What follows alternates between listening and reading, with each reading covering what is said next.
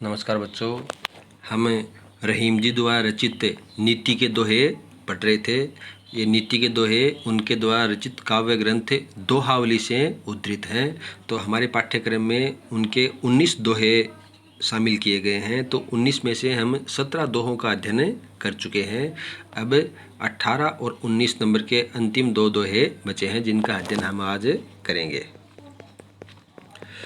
देखो, पहला, रहीमन जिह्वा बावरी कही गई सरग पाताल, आपू तो कही भीतर रही जूती खात कपाल।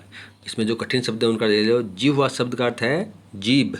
जिह्वा शब्द का अर्थ है जीभ। बावरी मतलब बावली या पागल या नादान। नादान शब्द, बावरी शब्द का अर्थ है नादान। स्वर्ग पाताल शब्द का अर्थ है वैसे तो स्वर्ग और पाताल, लेकिन यहाँ पर है बिना सोचे समझे बातें बोलना, ऊंची नीची बातें बोलना। स्वर्ग और पाताल एक दूसरे के विपरीत है, वैसे है ऊंची और नीची बातें बोलना। जूती मतलब जूता, खात मतलब खाते हैं, कपाल मतलब सिर। कपाल शब्द अर्थ है सिर। तो रहीम जी ने इस दोहे के माध्यम से हमें ये सीख दी है कि हमें हमेशा सदैव सोच विचार कर ही बोलना चाहिए।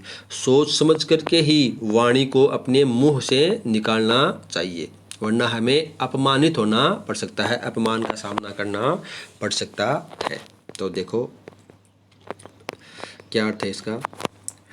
रहीम जी कहते हैं कि जीभ नादान होती है, वह ऊंची नीची बातें कर सकती है। जीभ है वह नादान है, पागल है, बिना सोचे समझे अनर्गल अनुचित बातें कह देती है। आपू तो कहीं भीतर रही, स्वयं तो कह करके मुंह के भीतर चली जाती है। जूती खात खपाल, और जूते खाने पड़ते हैं सिर को।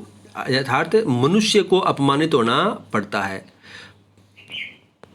नादान कौन है? जीभ, जिह्वा, बावरी जिह्वा। नादान तो है जीभ, और ऊंची नीची स्वर्ग पाताल अनर्गल बातें, बिना सोचे समझे बातें बोल देती है, और बोल करके स्वयं तो भीतर रहती है और अपमानित होना पड़ता है मनुष्य को, जूतियाँ खानी पड़ती हैं सिर को। इसलिए हमें हमेशा सोच विचार करके ही बोलना चाहिए। इस दोहे में व्यंग्यात्मक शैली का प्रयोग किया है, ब्रज भाषा है, और दोहा छंद का प्रयोग किया है, अनुप्रास अलंकार है। देखो दूसरा, अमृत ऐसे वचन में रहीमन रीस की घास, जैसे मिश्री हूँ में मिली नीरस बाँस की फांस। अमृत शब्द का अर्थ है मधुर। अमृत शब्द का अर्थ है मधुर। रीस मतलब क्रोध, घास मतलब गांठ, मिश्री हूँ मतलब मिश्री में, मिश्री होती है ना चीनी के समान, थोड़ी मोटी होती है चीनी से मिश्री। नीरस मतलब रसहीन, रसहीन। फांस मतलब फांस, बारीक तिनके समझ लो या रेशे समझ लो कुछ। यदि आपने मिश्री को देखा होगा या खाई होगी, तो जो मिश्री के जो बड़े टुकड़े होते हैं उसमें धागे के रेशे शामिल होते हैं, जो नीरस होते हैं, रसीन होते हैं। तो वह मिश्री के रस को फीका कर देते हैं, उसके लिए आया है नीरस बाँस की फांस। देखो क्या कहते हैं रहीम जी। इस दोहे के माध्यम से रहीम जी ने हमें मधुर वचनों के मध्य अप्रिय शब्दों का प्रयोग न करने की सलाह दी है। यदि हमें किसी व्यक्ति से मधुर संबंध रखने हैं, तो हमें उन मधुर संबंधों को बनाए रखने के लिए कभी भी क्रोध में आकर के भी कभी भी अप्रिय शब्दों का प्रयोग नहीं करना चाहिए। यदि हम अप्रिय शब्दों का प्रयोग करेंगे तो हमारे संबंधों में एक गांठ रह जाएगी। वह गांठ किसके समान है? जैसे मिश्री मीठी है, मधुर है, लेकिन उसमें बाँस के जो फांस होते हैं, नीरस बाँस के फांस होते हैं, वह होते हैं। उसी प्रकार हमारे संबंधों में भी एक गांठ रह जाएगी। तो क्या कहते हैं रहीम जी? रहीम जी कहते हैं कि हमें मधुर वचनों के मध्य क्रोध की बात मन में कभी नहीं लेना चाहिए।